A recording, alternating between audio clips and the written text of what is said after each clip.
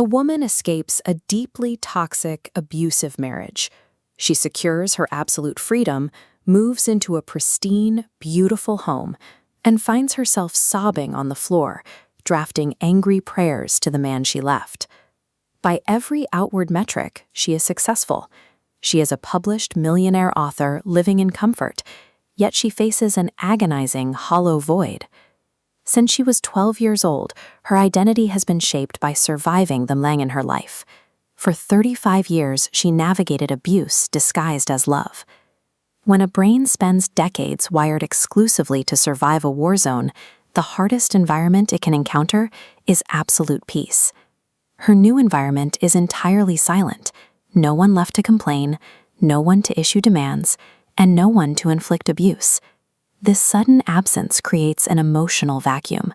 With no antagonist in the house, she is left with nobody to fight against or for. The quiet becomes so unbearable that she seeks out the pain she knows. She logs online and searches for her ex-husband's new wedding photos to intentionally trigger a reaction. This suffering is driven by a terrifying realization. Without the man who abused her, she has no idea who she is. In a therapy session, her counselor points out the reality of her last 20 years. She survived by managing, controlling, and feeding the chaos of her marriage.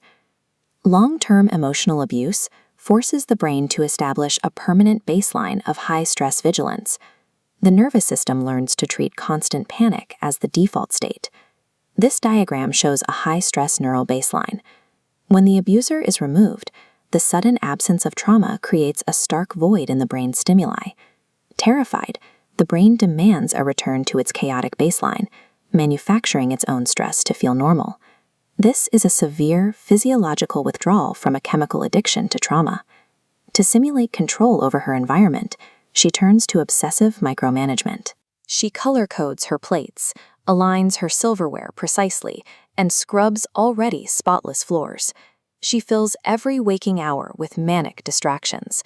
She contemplates getting pets, pours glasses of cognac, binge-watches television, and cries alone just to feel exhaustion. She maintains a sharp cognitive dissonance. She catalogs every disgusting detail about her ex, his snoring and the lump on his back, yet remains emotionally tethered to his existence. Breaking a control-based trauma bond is a brutal process. We see this dynamic in the history of icons like Tina Turner, who had to unlearn the shameful, controlled existence forced upon her by Ike Turner before she could stand on her own. These frantic behaviors are desperate psychological defense mechanisms deployed to avoid the terrifying silence of peace. Breaking an addiction to chaos requires active intervention, not just the passage of time. The intervention takes a physical form. Standing in her kitchen, she places her hands on her ex-husband's face, looks into his eyes, and tells him out loud that she forgives him.